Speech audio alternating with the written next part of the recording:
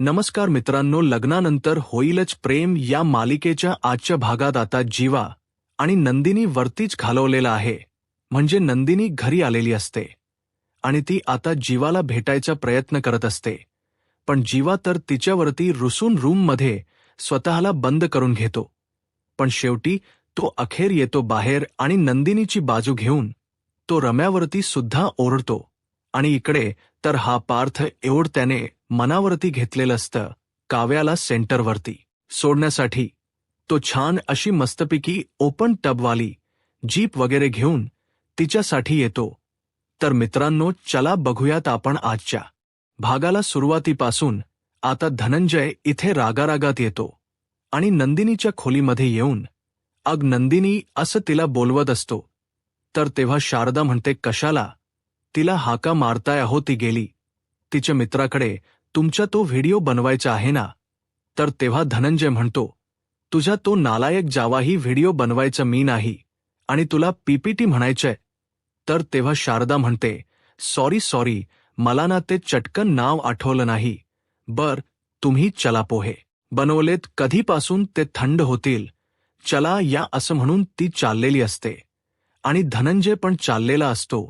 तर तेव्हा धनंजयचं लक्ष तर म्हणजे ते गुड्डूने जे काही दिलेलं असतं, जीवाचे फोटोज वगैरे सगळं काही, ते बॉक्स, त्या बॉक्सकडेच लक्ष आता धनंजयचं जातं आणि धनंजय आता रागारागात त्या बॉक्स जवळ येतो आणि तेव्हा शारदा सुद्धा त्याच्या मागे येते.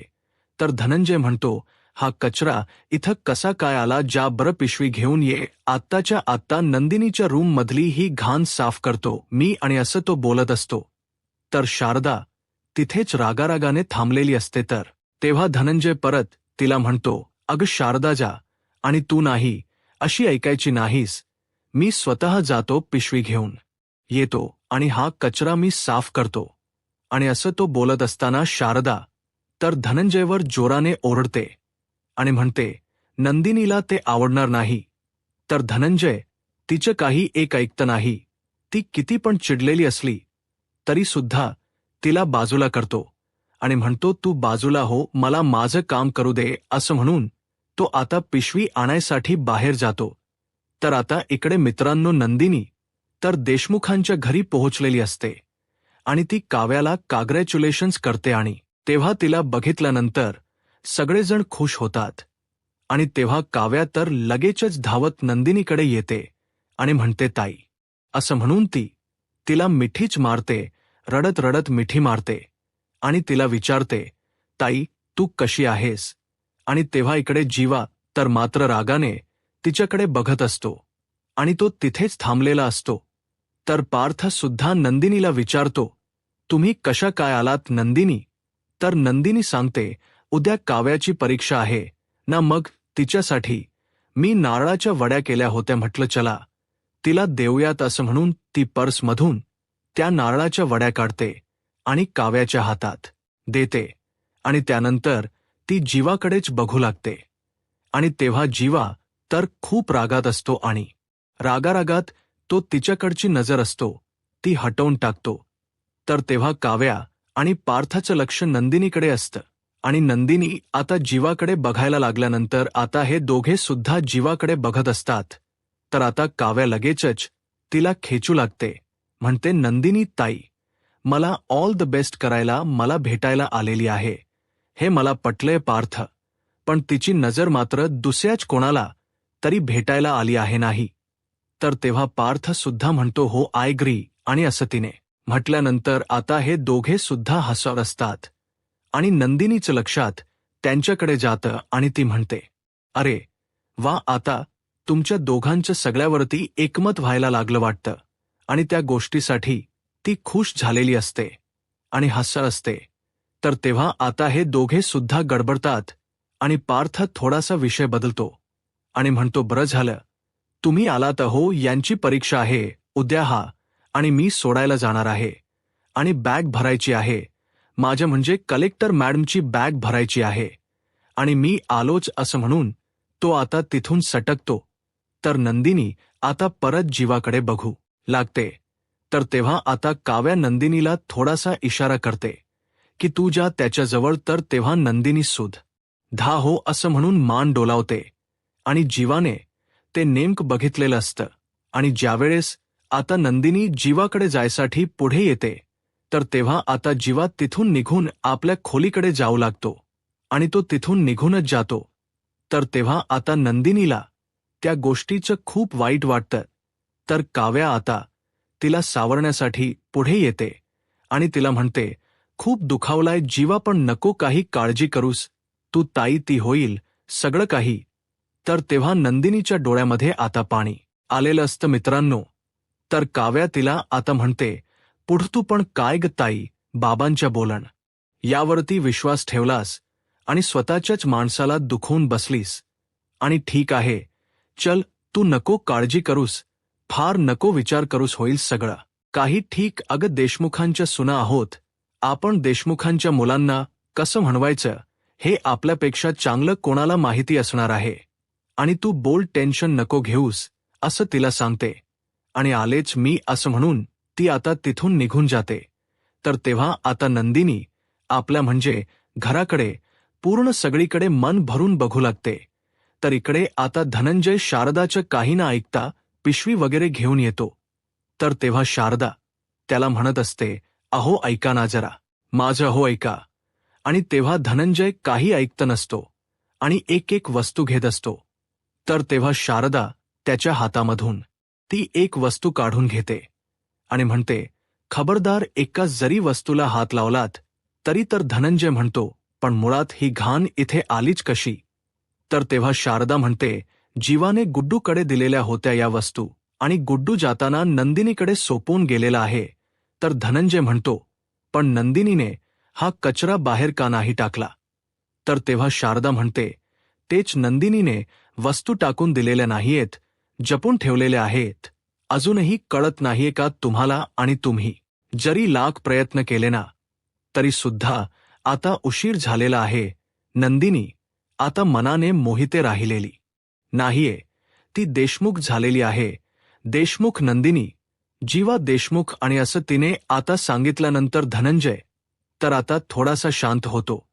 तर मित्रांनो आता इकडे नंदिनी तर गणपती बाप्पा समोर हात जोडून उभी असते आणि ती म्हणत असते, देवा मनाने तर मी या घरामध्ये परत आलेली आहे.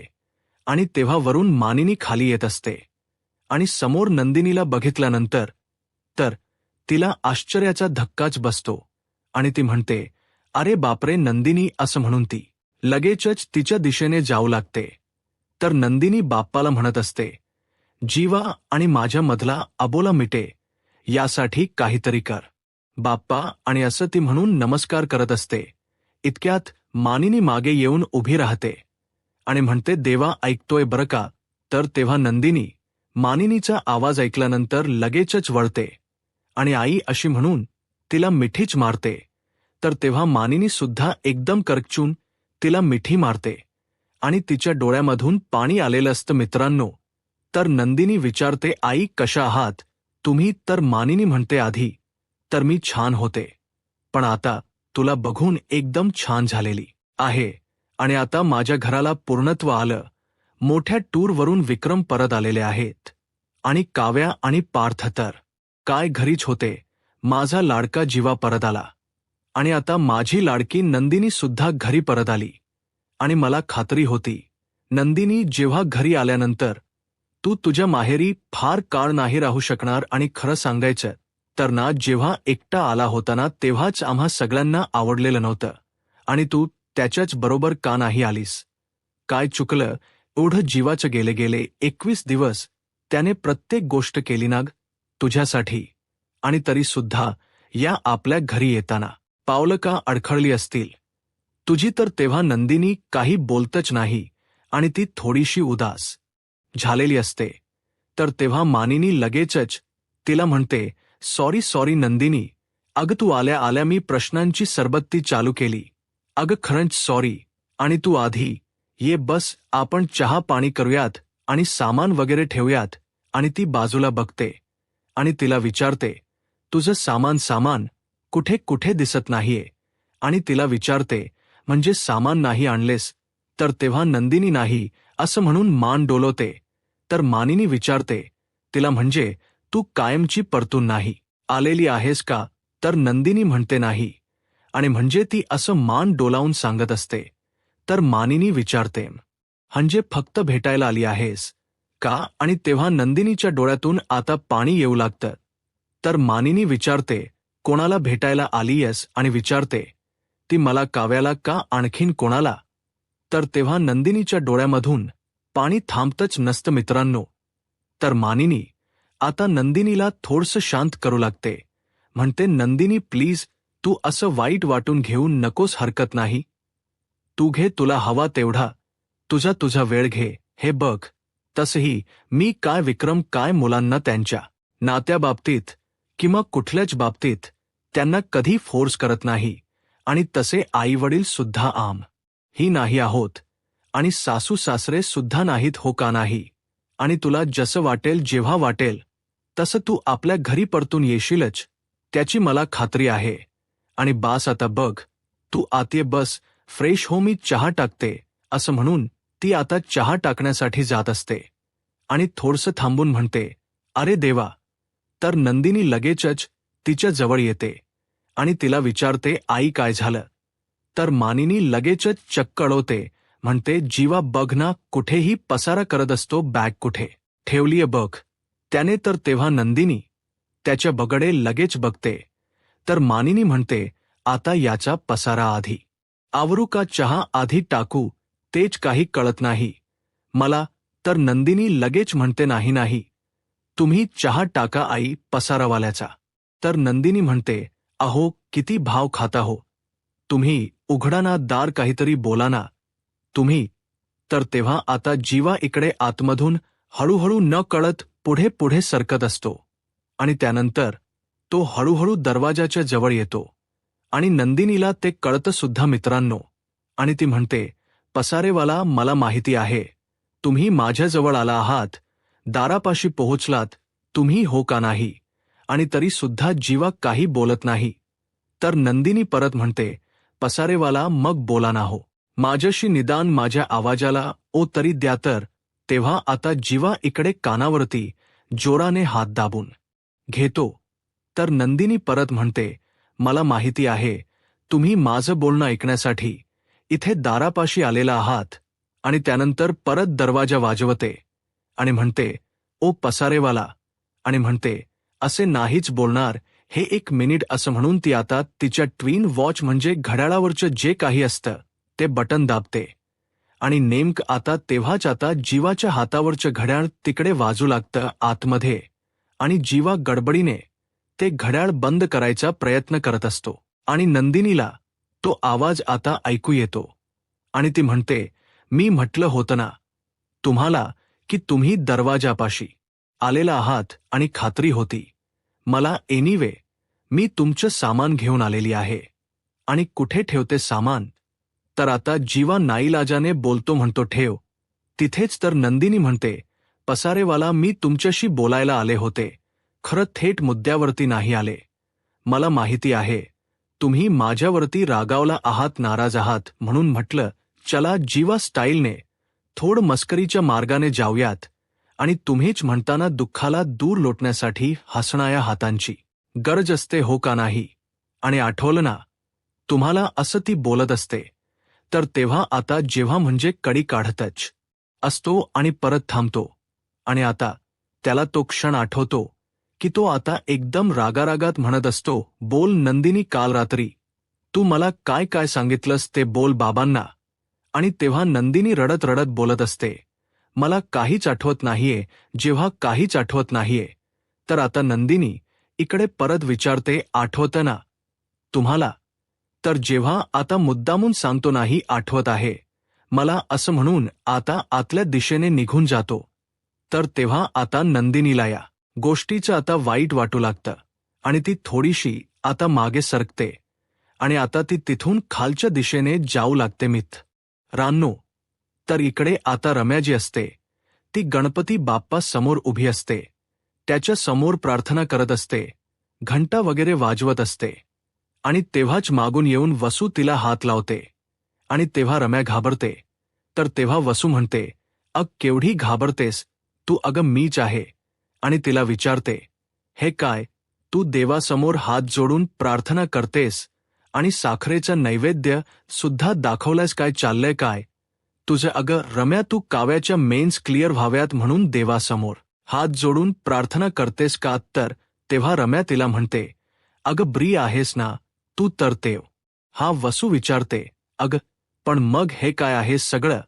तर रम्या म्हणते, अगं तिचं चांगलं व्हावं म्हणून मी कशासाठी प्रार्थना करेन, उलट ना काहीतरी वेड वाकड व्हावं ना म्हणून मी प्रार्थना करते. माझ्या पार्थला सोबत घेऊन चालली ना ती, तिला तर तळतळाट लागेल, माझा वाटोळं होऊ देत तिचं तर. तेव्हा वसू सुद्धा देवासमोर हात जोडते, म्हणते, देवा माझी रम्या म्हणते ना अगदी तसंच होऊ देत रे बाबा. तर नेमका आता इकडे काव्या परीक्षेसाठी जायला तयार झालेली असते आणि मानिनी आणि विक्रमाला म्हणते, आई बाबा मी पाया पडते. तर तेव्हा ती नमस्कार करत असताना विक्रम तिला थांबवतो, म्हणतो, अगं थांब थांब थांब, एकटीच का? तो कुठे आहे? पार्थ कुठे आहे? तर तेव्हा काव्या सांगते, माझी बॅग घेऊन गेले देशमुख पुढे. तर तेव्हा विक्रम म्हणतो, अग मग काय, तुला एकटीला आशीर्वाद द्यायचा, त्याला नको का आशीर्वाद द्यायला?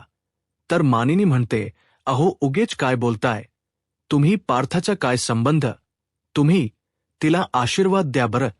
तर विक्रम म्हणतो, बरोबर ठीक आहे, आणि काव्याला विचारतो, बघ आता तुला मी तुझ्या परीक्षेसाठी आशीर्वाद देऊ का?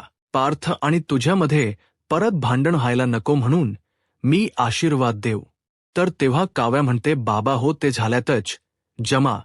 आणि मागे नंदिनी उभारून हसत असते. तर मानिनी म्हणते, अहो ती आता एक्झामच्या टेन्शनमध्ये असणार आहे, त्यात तुम्ही विनोद करू नका. तर विक्रम आता तिला आशीर्वाद देतो, यशस्वी भव.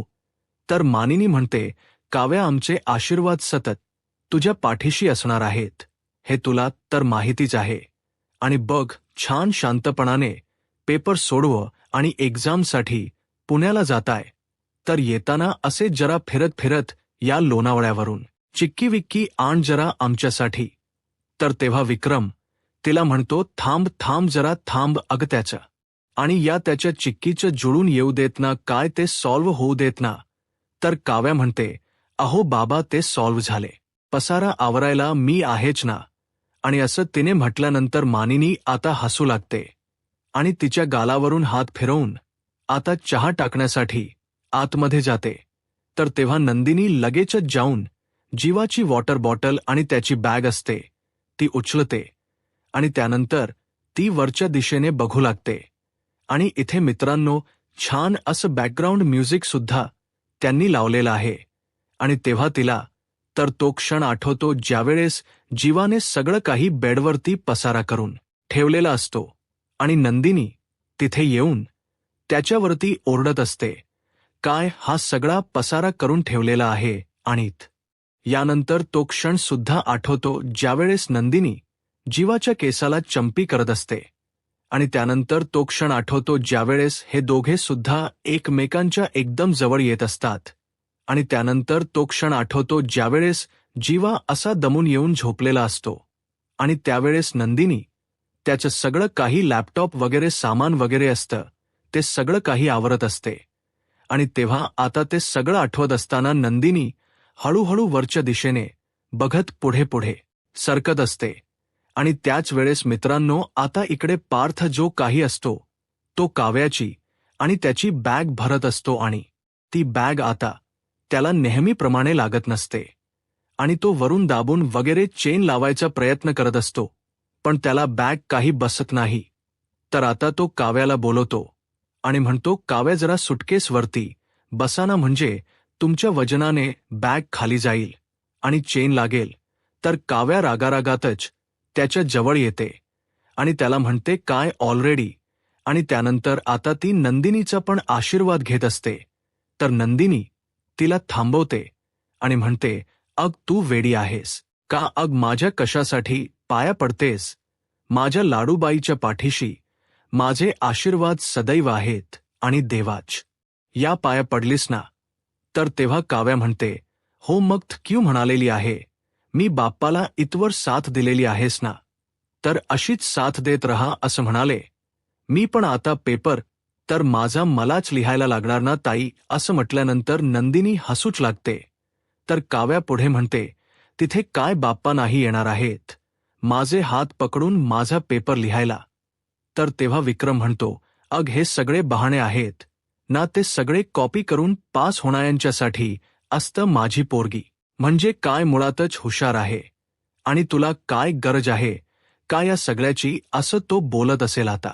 काव्या चाललेली असते. तर मानिनी थांबवते, म्हणते, अगदी साखर. तर काव्या म्हणते, सॉरी सॉरी असं म्हणून ती आपल्या हातावरती धी साखर घेते. तर मानिनी परत तिला ऑल द बेस्ट असं सांगते. आणि त्यानंतर काव्या थोडसं नंदिनीकडे बघते. तर नंदिनीचं लक्ष तर वरच्या दिशेनेच असतं. आणि ती वरच बघत असते, कारण जीवा अजून तिला भेटलेला नसतो. आणि तो खाली सुद्धा येत नसतो. आणि काव्या आता तिच्याकडे बघून थोडेसे अपसेट होते.